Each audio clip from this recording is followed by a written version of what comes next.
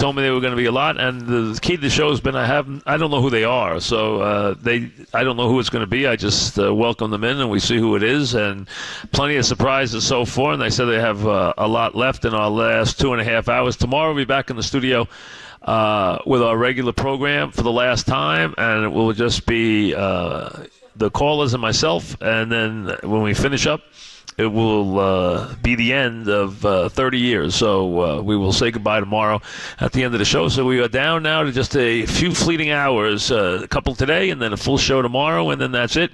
We will pass the baton tomorrow afternoon as we will finish things up and hit the road.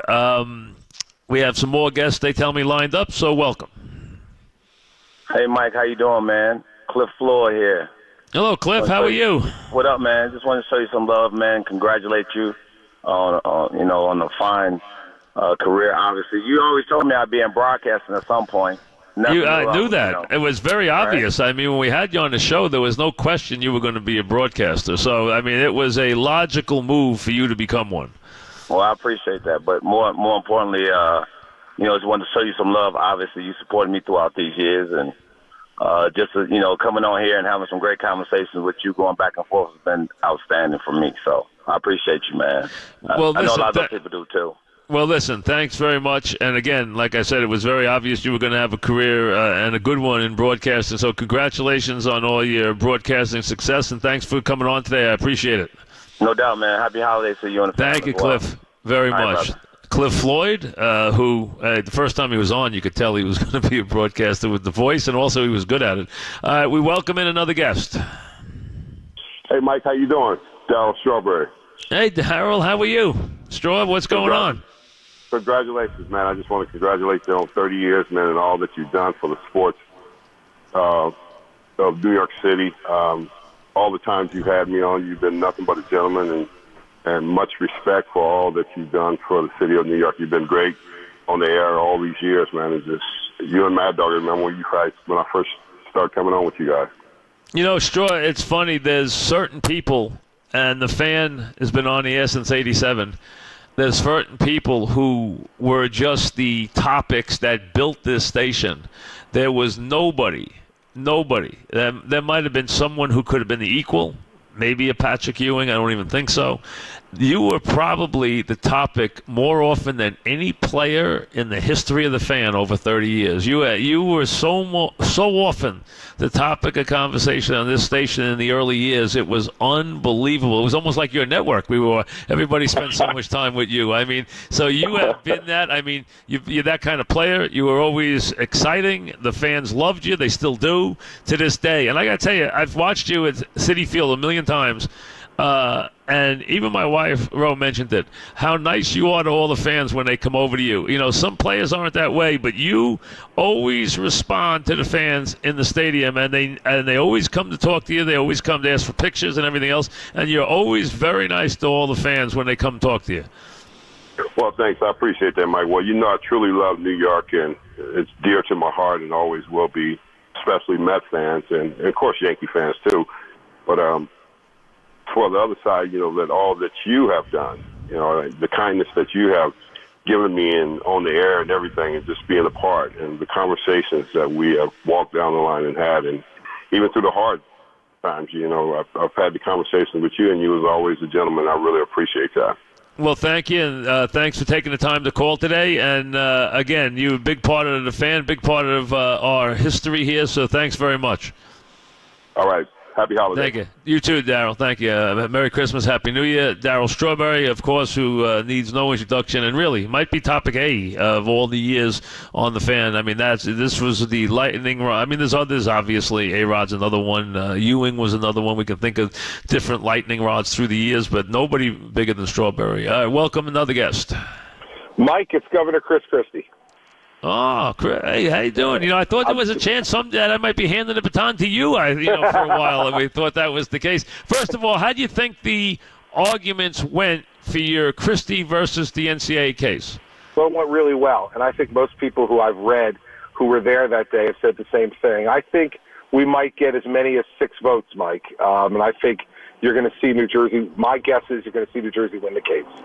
You know, it's interesting. I asked some smart people, including David Stern, who's one of the smarter people I ever met in sports, and he said there's no way they take that case unless they've already decided that they're going to go for the state. So I wonder if do you think that way too? Do you feel that's why they took the case? My guess is that you need 4 votes to take a case. But my guess is if they didn't have 5, they probably wouldn't have taken it.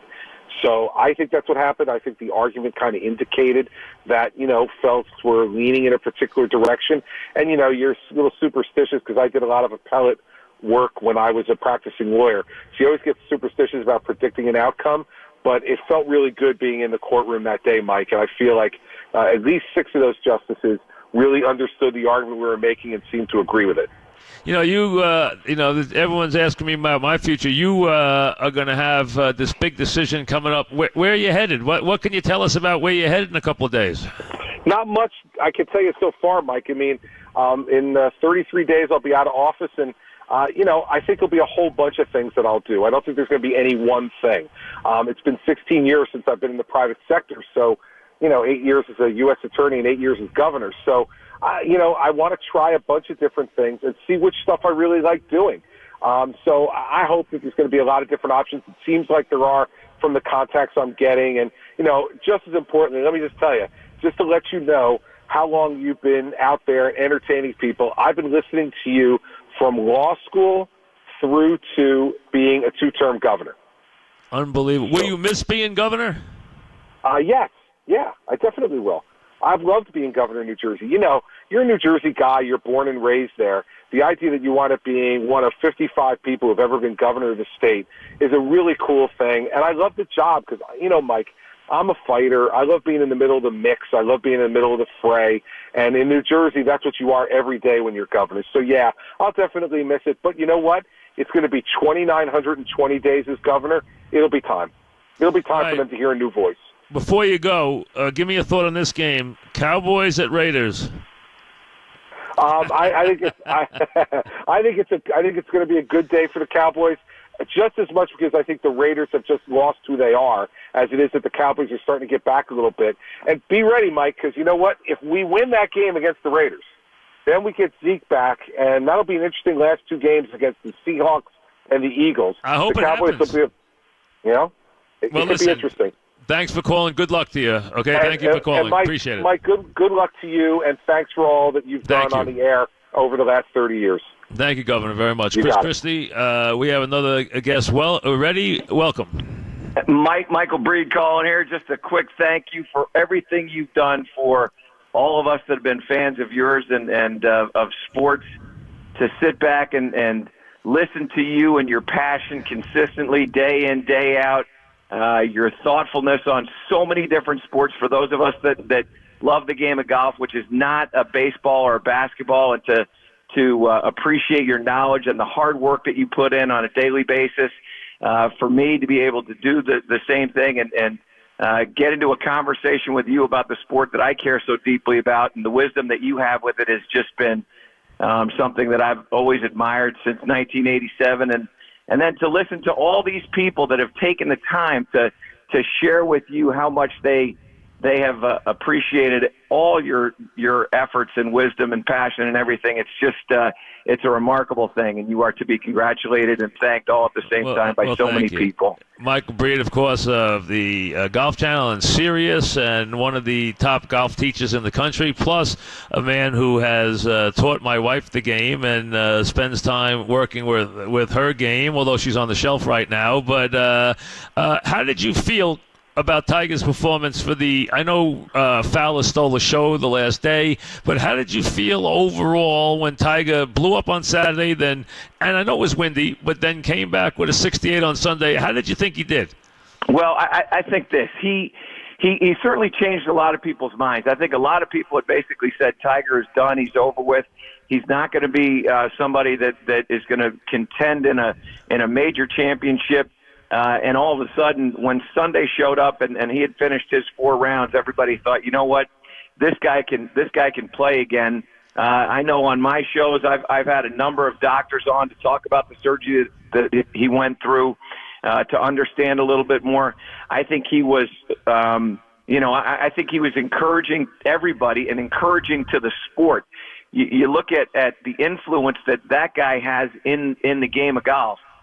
He changed all the viewers really all across the board all went, you know what, this guy can win again. And it certainly leads to a year in 2018 where we expect him to do some pretty special stuff, and wouldn't be surprised if he ended up winning a major championship. And I think that would be unbelievable. It really would. Well, listen, we love having you on when you've come on the show. Thanks very much for the time you put in, and again, thanks for all the work you've done with my wife to teach her the game.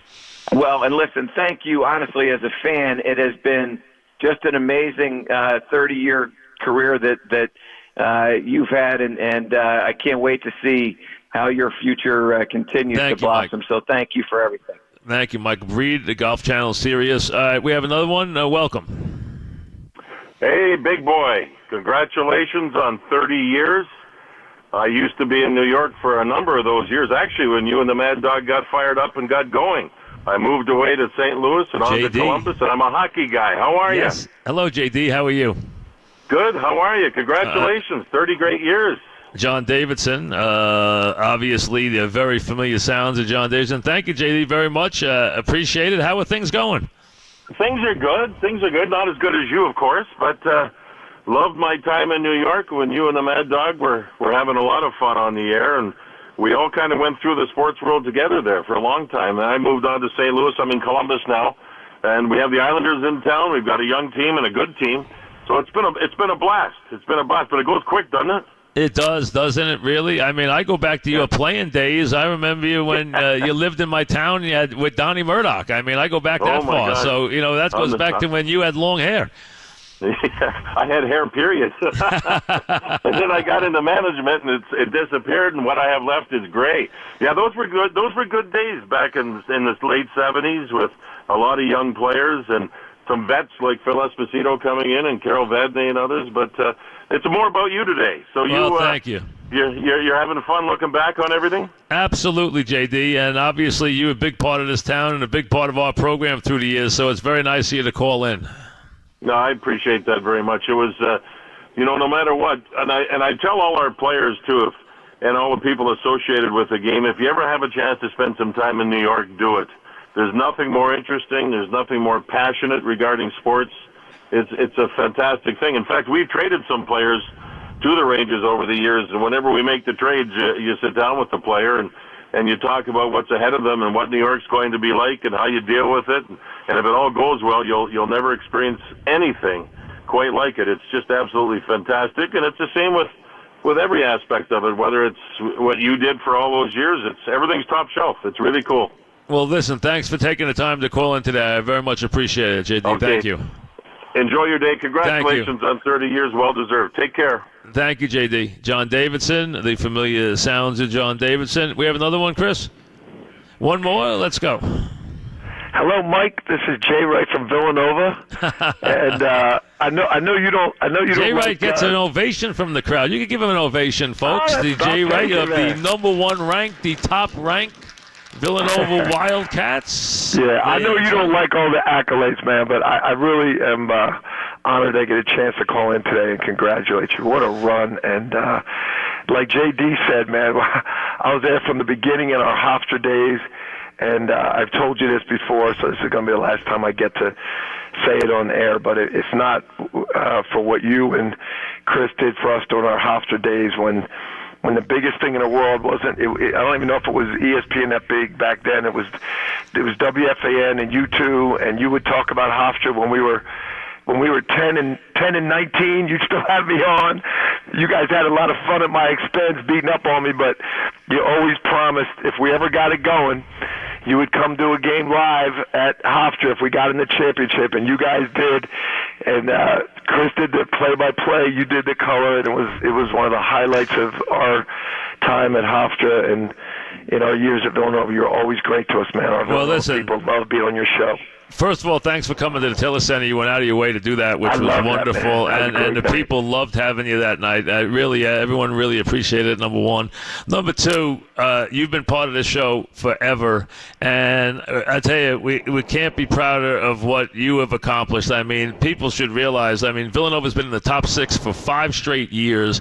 They've been one of the great teams in America. You've won a national championship. You're back ranked number 1 again right now. So you have built an incredible program, and the right way, built an incredible program at Villanova, and you should be commended for it. I mean, what you've done has been unbelievable, and right now your Cats are number 1 again, so another big season for you this year. Thanks, man. Hey, but just like when you started back in the day, when you started at CBS, right? You were doing research, right? You remember those days as really your fondest days, and it used to be such a thrill for us when we were at Hofstra, and no one was listening to us. We would call you and say, please, could you put us on? Remember? We would call and say, come on, man, let us go on, Mike. Me and Pecora would see you out. We were like, come on, Mike, just get us on one time. And we would get instant credibility. It was so much fun. We're actually coming back to Hofstra. We're playing at the Nassau Coliseum on the 22nd. Are you really? If you're in town, I'd love to have you at the game. I'm coming. Man. I'm coming. Right? I will be there. All right, I'll call you. I will be in town. We'll set it Call up. me. We'll do it. Good, man. They got a good team. It's gonna be a really good game. I will be there. We will be there. I promise. Okay. All right. I'll call you. I'll set it up. Thanks, Jay. Thanks for coming on. Congratulations. Great 30 Thank years, you. bro. Thank you. Jay Wright and his number 1 Villanova Wildcats, who are doing an incredible job. All right, 2 more. Chris just said to me, 2 more. So let's welcome in the first. Welcome. Mike, as the person who accidentally broke the news that this day was coming, I wanted to call in. It's Katie Nolan. How are you? Hello, Katie Nolan. How you doing? Not too bad. How's your day going so far? Not too bad. And you did. I got so much heat for doing that podcast. I can't tell you. It's unbelievable. From people who said I turned them down for years. I went on your podcast, and obviously this came up. And yes, ever since then it has been a topic, and it is very close to being finished. How are things going? You've been moving around. What are you going to wind up doing? Have you decided exactly what vehicle you're going to do now? What show you're going to do? Well, I'm at ESPN now. I have a podcast coming out in January. It launched today, right. So it's people want to download it, they can. And then we're just figuring out a whole bunch of digital stuff. The stuff we talked about when you were on that podcast about where how the media landscape has completely changed. We're just playing around with some new ideas. I do a thing on Snapchat. Do you know what that is? Yes. I know what it is. I've never been on it, but I know what it is, yes. Yeah, so we have a show on there, so we're just figuring out a bunch of stuff. But I figured I should probably ask you, since this is kind of the relationship we have, do you want to break the news to me right now about what you're doing next? No, that I won't do, because I really don't know yet. I really don't. I'm sorry, I can't. I don't know right now, and I promised I would not talk about it. But I actually could tell you, with all sincerity, I could probably narrow it down to 3, but I couldn't tell you which one I'm going to wind up doing yet. So haven't really decided. I have to spend some time, make some decisions. So we'll see what happens. But I wish you luck, and thank you for coming on. I really appreciate it. Thank you so much. And Mike, thank you for coming on the podcast. It My pleasure. To me. My pleasure. You. You're the Thank best. you, and good luck to you. Thank you. All right, Katie Nolan. One more. Let's go. Yeah, Mike, I'm calling from St. Louis, and I wonder why the Yankees don't trade Jacoby Ellsbury and 3 guys from Wilkes-Barre Scranton to the Angels for Mike Trout. Could you explain that to me, please? I think they should make that trade, as a matter of fact. Yeah, I would do it, too. And who would know better than you after doing this for 30 years? Exactly. And you still don't know. I know it's Bob Costas. I was waiting for him to say Bob Costas. Hello, Bob Costas. How are you? Good. How are you doing? Congratulations Good, on a long, long run. And it isn't just a long run because you and the dog pioneered this stuff. There's, 8 million imitators out there, but you can only be the first one time, and you guys were it. Well, thank you, Bob, very much. As a matter of fact, I saw a couple of stories that people sent me, and you were quoted in the stories. One from Neil Best, your old Bob's an old Long Island guy, if you remember. So, like me, he's still partial to Newsday. But that was very nice of you. Thank you, and it's very nice of you to take the time to call. How are things? What about you? How are you doing these days? How's things going? I'm doing great. I had a long run doing football, but I felt like that had run its course for me, and after doing 12 Olympics, that seemed like enough too. But as you know, baseball... I watch you doing baseball. I've watched you on the MLB Network. You're doing that. So no more Olympics at all? No more Olympics, but I love doing the baseball, and the schedule is just right. It's one game a week and allows me a little bit of breathing room, and maybe I'll do a few other things like you. I'm kind of looking around and seeing what the landscape is and exactly what I want to do. It's nice to get to the point where you say, I don't have to do any one thing. I'm only going to do the things on the menu that absolutely appeal to me, and only enough so that it feels right and you don't feel like you're getting tired of it. Did the Stanton trade to the Yankees bother you from a sensibility standpoint of the Yankees piling on a little bit at all, or no?